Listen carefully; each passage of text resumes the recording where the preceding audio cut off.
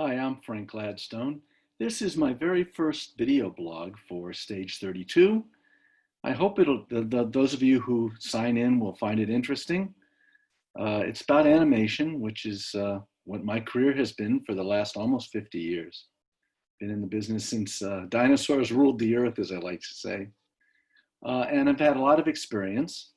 What I hope to do in these blogs is to answer questions that come in, and also, as I answer, talk about my own experiences. I teach at Cal State Long Beach, and I tend to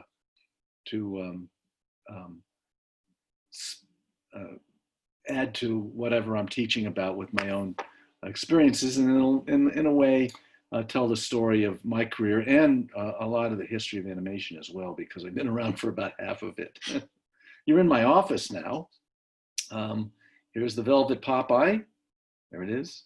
It's a good luck charm. Here's my old animation desk over here that I still use. It's a really old one from one of the old studios.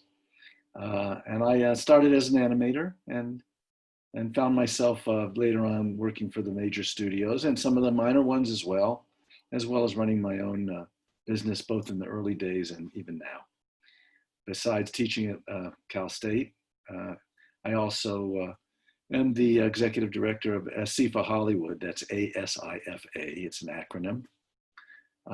It basically means the International Animated Film Society. And it is the same group that puts on the Annie Awards every year. So I have found myself over the past several years being the producer of the Annie Awards as well, which is kind of the animation community's Oscar. So that said, I have some questions and I'll try and answer them as best I can. All of you who are here, I encourage you to send questions in to Stage 32, and they will come to me. And in the next blogs, I will try and answer more or follow up on questions that you've asked before. So first one today is, how could an animation writer make it in these times of big industry domination? And this is from Claude Gagne. I hope I pronounced your name right, Claude. Well, it's probably, at least in my experience, easier now because, yes, there is big industry domination for big pictures, Pixar, Disney, DreamWorks, that kind of thing. And getting writing jobs there is hard. Generally speaking, you come in as something else and then become a writer, or you have a property that you're attached to that the studio wishes to do. However, big studio domination is actually not the thing anymore. There are plenty of small studios and doing a lot of work. Big studio domination was really more to, in the old days, when Disney was the dominant one, and then you had other motion picture studios like Warner Brothers or Paramount or so forth, who had animation crews doing short films. This is a long time ago. Today, you have several big studios, big gorillas, you know, as I mentioned, but you also have lots of smaller studios that are doing pictures, usually with the help of a distributor or a streaming service like Netflix.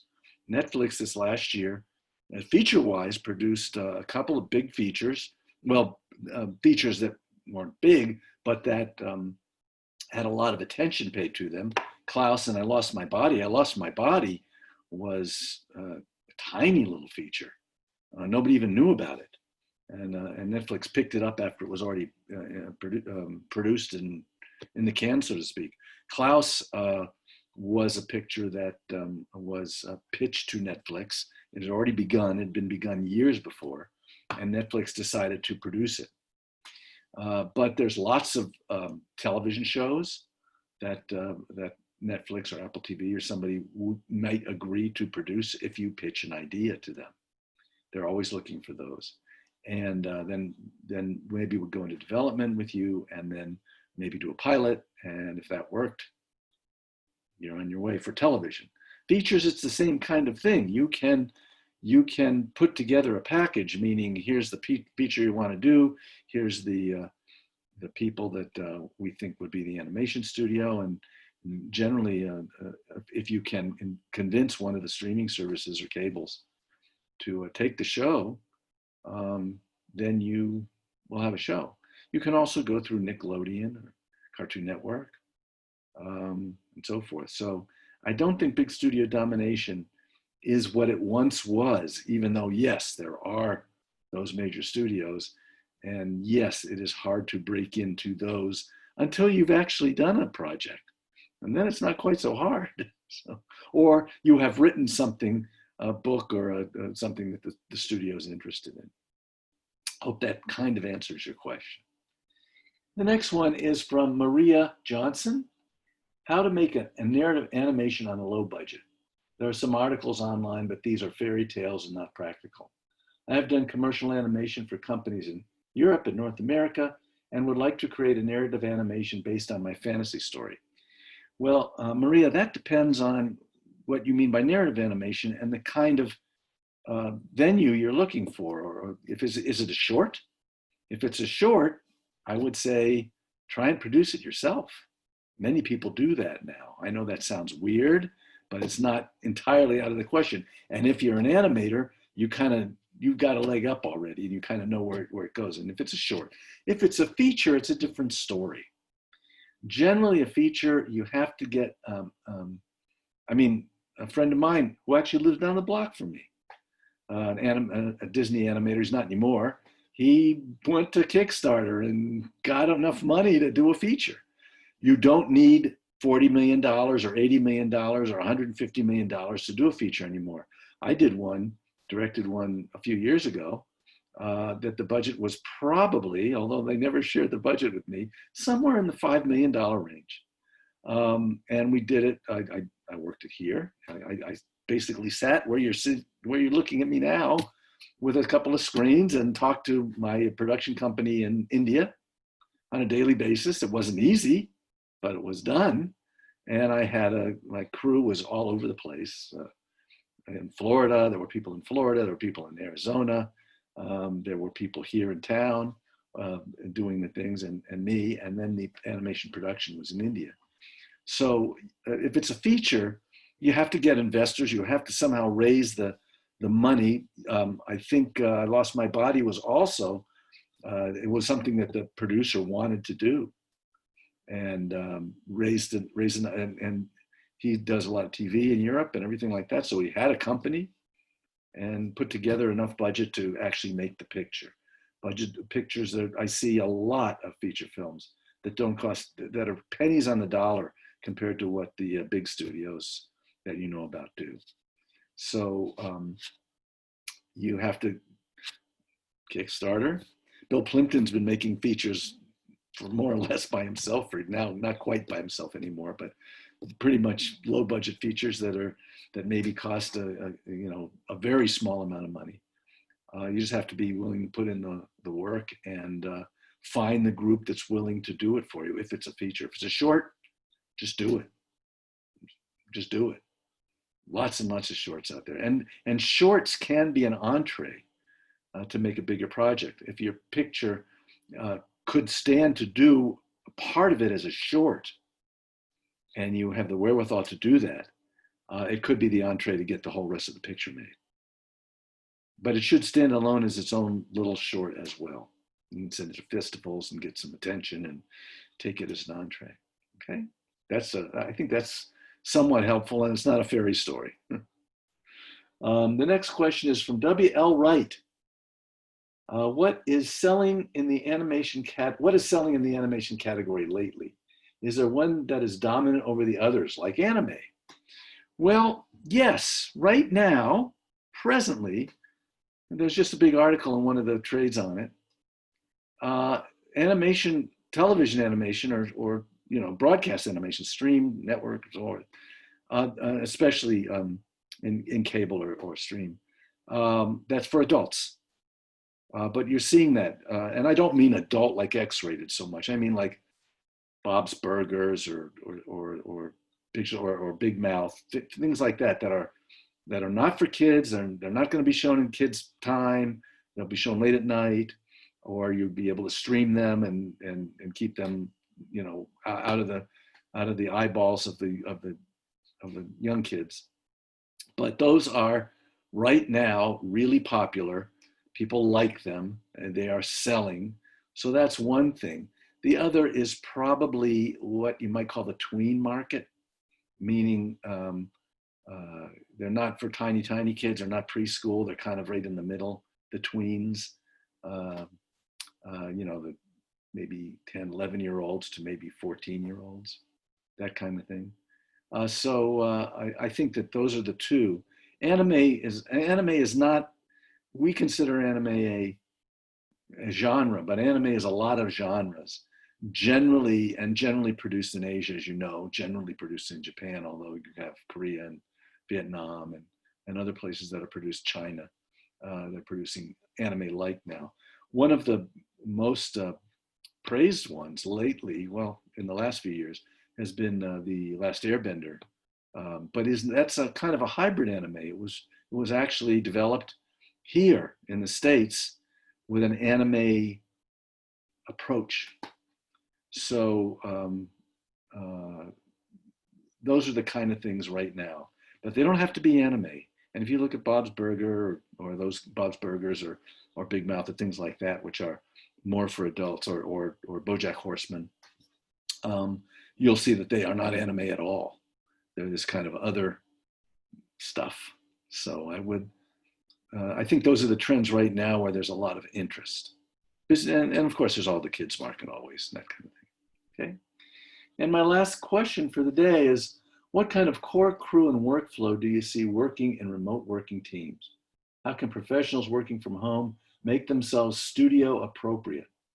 I know how it applies to voiceover actors, but I'm fuzzy on the illustrators, animators, and graphic artists. Well, the fact is that much of animation now, maybe the lion's share, and that even includes lately with COVID-19 and everybody home, that includes the people working at Disney and DreamWorks and Pixar and everywhere like that. We're working from home.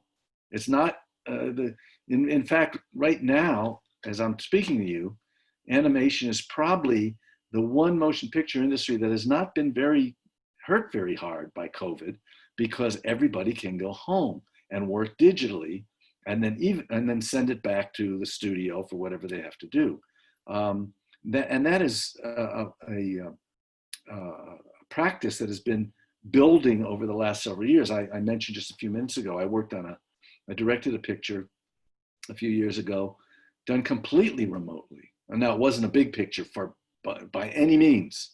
It was made for small kids, but I do know a friend of mine who works at Bento Box, which is doing a lot of the kind of adult-y TV show stuff. And they got 5 in production right now. And she said today looks like they were going to greenlit another. She said when COVID hit, they didn't lose a day. I was looking at a profile yesterday of a producer whose name just went out of my head. She's producing now for one of the streaming services. I think it's Netflix. And she said, they lost almost no time because everybody can work from home. You're working on a computer, you just work on it at home. There has to be some security things and stuff like that, but generally speaking, that's the way it goes. And a lot of features are worked all over the world now. You probably have a small production crew, somewhere close, working close, usually the design, character design, model building, and so forth. And then you send those assets to the studio or studios that are going to do the production work. And that's a way to do it. And sometimes those studios are in the States, sometimes the studios are in Canada, sometimes the studios are in Asia or wherever. And that there are logistical issues, the time issues, but they're not unworkable. So the workflow is basically the same workflow you would have in a large building, but you don't need to have it there. Your associate producers and your coordinators will have some work to do to make sure everybody's doing their work and getting it in and all that, and be on the phone or the Zoom a lot, but it can be done. It's not terribly hard. It's just another way of doing it. And I foresee, even after this pandemic is over, many people will continue to do that because we can. The pandemic has maybe forced us to to adapt a little faster than we had been over the past several years, but we had been prepared for this just by accident or just by serendipity because so much work was already being done spread out. Working within the buildings, I think, is going to be less and less. And I don't know what they'll use those buildings for. Maybe the legal department. I think that and because right now animation is so hot, there are opportunities. So if you were doing your own picture, you could set up. You could get a good associate producer or a good producer who understands this kind of setup and go ahead and do it. When I was working on one picture I did, now this is several years ago, and the tools are even better now. I had the picture had already been sold. They just hired me to direct it. So, but I did it long distance, and it was, and the tools are better now than what I had back in 4 or 5 years ago. So, and the animation tools and the model building tools and the compositing tools and everything like that are things if you're working in the business, you already know, whether it's 2D or 3D. So those are the answers to the questions that I have for you this time. I hope it was interesting for you. If you have other questions, either about production or training or just in general animation stories, I've got lots of war stories. I'll be happy to share them with you. And I hope this was edifying for you. So I will hopefully talk to you again. Again, I'm Frank Gladstone, and I appreciate you signing on for this tiny blog, and we'll see how it goes. Thanks a lot.